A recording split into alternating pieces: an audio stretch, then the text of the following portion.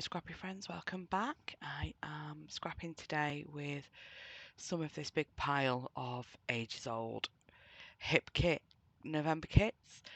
This is part of Wood Grain and Winter, thus the wood grain background piece I'm using there. That's an old Stampin' Up piece from years ago. I'm just going through the hip kit pile of papers here and have an idea for this chevron paper, which does evolve. So I'm just trimming out some of the chevrons there, and I do get the distressing tool out and distress the edge, and that's going to tuck even under the torn edge of the wood grain. I then want to cut off more of the chevrons, and the idea was to have them going across the page with the space in between with a bit of wood grain. I do change my mind as to how this is going to look and have a bit of a crisis because I've ripped the back, the wood grain paper, and of course, once it's ripped, you can't put it back together again. So there is a bit of a panic when I think, oh, I actually shouldn't have ripped that yet. I have distressed as well that yellow edge on the one I've just cut before, and now cutting off the blue one. And I do distress this edge as well. I said this does change a few times as to how the layers are going and how many of these chevrons I'm using. So yeah, it changes quite a bit, and I do have a bit of a panic about the thinking I need to go find some more wood grain because I'm not quite. Because what at one point when I changed my mind, it was like, oh, there's not enough wood grain there to do what I want to do. But I do make it work, and I do love how it ended up being. Um, Apologies for the voice as well. It's going again. It did come back. I've been fine for a few days, and now it's going again. um, so yeah, I just need to stop going around people. We had our Christmas meal at work where we went to a local pub for a long lunch with our white elephant kind of secret Santa kind of thing. So we had our scheduled lunch and breaks all together in one go, and then our monthly team meeting. So we had 2 hours for a really lovely lunch all together. But me being around people and having that lovely time resulted in me now losing my voice again and being ill again. So yeah, so I'm happy then with the layers I've got with the chevrons and the wood veneer cardstock. As I said, just distressing the chevron there again.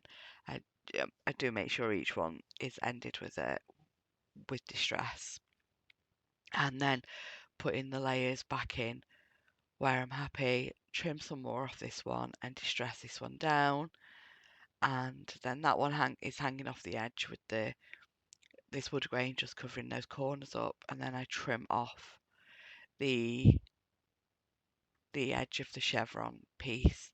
I do actually end up bringing what I trim off here back in to the layout in a little bit. So as I said, this is for wood grain and winter. There is a playlist linked in the description box below, so please check out everybody taking part. So here I've decided I'm not going to use the photos in the big grid that I'd originally designed and planned on, and I have cut them apart.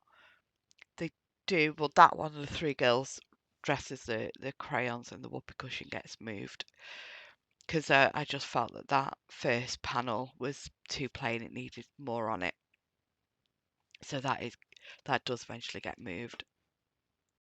Okay, so going through the stacks and stacks of embellishments I have for this, and go with this "'Tis the Season." That also moves eventually. I do add lots of phrases to this in the end. Now I'm just putting Santa there on some release paper just so that he isn't accidentally sticking to photos, which you've probably seen me do sometimes. And yeah, just going through all the different embellishments I have for this collection.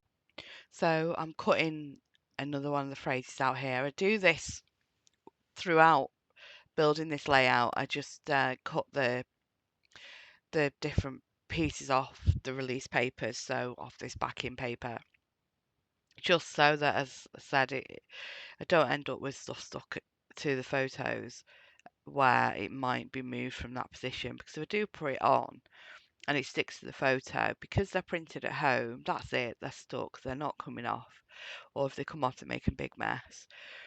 But photos I've had printed at photo printers, I couldn't think of the word then. So like the Max Bielman prints I got from Tesco a little while ago, the stickers peel back off them quite easily, but when I print at home, they just don't come off. So I do leave them on the backing paper and cut around the backing paper whilst I'm auditioning and moving things around. So you can see there that end of the chevron that I cut off, I have brought that back in because, as I said, I wasn't happy with that first strip being so plain, and then moved the picture of the girls up. And now cutting out more word phrases and words for the different layers, and you can see I moved that "'tis the season" from being straight across the middle to going up on the chevrons. And that's the idea now, it's just having different words going up different chevrons. The plan is to stitch as well, so I had planned to stitch on this. So I'm where I'm putting the words, so the ones I'm planning on not stitching on, and then the strips without words, I'm going to be stitching on most of them, and each colour's going to have a different stitch, which you'll see shortly. Santa's moved again, and adding these chipboard pieces now. It's I'm actually just ripping off the layer that's got the sticky on, so that they are just regular chipboard, and yeah, just moving them around, placing them around the layout. I do me three sort of mini clusters there with these embellishments. So change this one out to one that's got a bow on it, so I don't have to faff about, because I'm stitching on it, I don't want to be faffing about with ribbon. And then I do get a sticker that's a ribbon to put on the other ornament. So yeah, so just going through again now more of the embellishments, just to see if there's anything else I want to add before I get things stuck, or get the paper stuck at least, to then stitch. Found these little candy canes, broke my own rule of sticking things directly to the photo. Wanted to move that one that I've stuck on that picture at the bottom of my sister and brother-in-law, but I couldn't get the photo back, the sticky back up again, so it does stay there. I wanted to use the nutcracker you saw before, wanted to use that, but I didn't think it went. And yeah, just double checking there's anything else on the word phrases that I can fit in or want to use. So here I'm coming now to stitching. So I'm just measuring how wide that is, so make sure I'm putting it in the middle.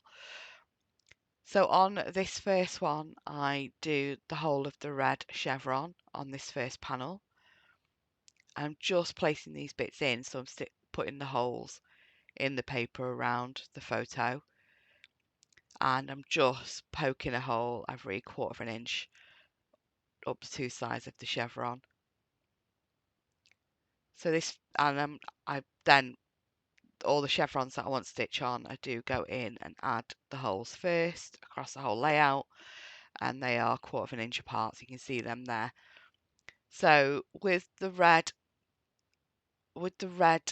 strip, with the red part of the chevron, I'm using this red embroidery floss. Now normally I wouldn't have embroidery floss longer than my arm. It was just a rule that I learned when I learned to sew. However, because there isn't a huge amount of this left, I do leave it as one long piece, which I do get myself in a bit of a fuddle with it because of that, which is why, you don't have a piece of floss longer than your arm. So I'm doing back stitch for this one. So it's up hole 2, down hole 1, up hole 3, down hole 2, and you're just going all the way along that. So I'm just doing back stitch all along the red chevrons. I do one stitch at a time so I can show you. And then with the yellow, I'm doing chain stitch. So I start with a running stitch in the first one, so up hole 1, down hole 2, and then I go up hole 3, under the first stitch and back down hole 3, up hole 4, under the second stitch, and I'm going the same way, I'm going right to left, and then back down hole 4. Just try not to pull it too tight as I'm doing that, and then that gives you that lovely little chain. So that's the yellow one. For the pink one, I'm doing a version of stem stitch. So you're coming up hole 1, down hole 3, up hole 2, down hole 4, up hole 3, down hole 5. But when you're coming up, you're making sure you're always coming up on the same side of the stitch of the thread. And then with the green, I'm doing back stitch again, but then what I do is I go back through it with another thread. So I'm coming up hole 1 with this second piece of thread. This looks really good doing it in different colours. And then I'm just going under each stitch, so under 1, under 2, under 3, and again left to right, right to left, sorry, going the same direction under each stitch. I can't remember what this is called. And then with the blue up at the top, I didn't record me doing that. I've done split stitch for the blue, so that's doing a back stitch, but so you're going up hole 1, down hole 3, up hole 2. When you come up hole 2, you're going through the middle of the first stitch, so you're splitting the stitch, and you're just carrying on like that. So just gluing everything down now. I wasn't completely happy. I wanted to add something else. So a friend suggested building up those clusters where the baubles, the ornaments are, which I've done with some wax seals. Just coming up to the end, I'm nearly done. So thanks so much for watching. Please like and subscribe. And as I said at the beginning, please go check out the rest of the creatives taking part in Grain and Winter. I do just finish off with a few dots of stickles after showing you the close-ups of stitches, and we're all done. Thanks for watching. Bye.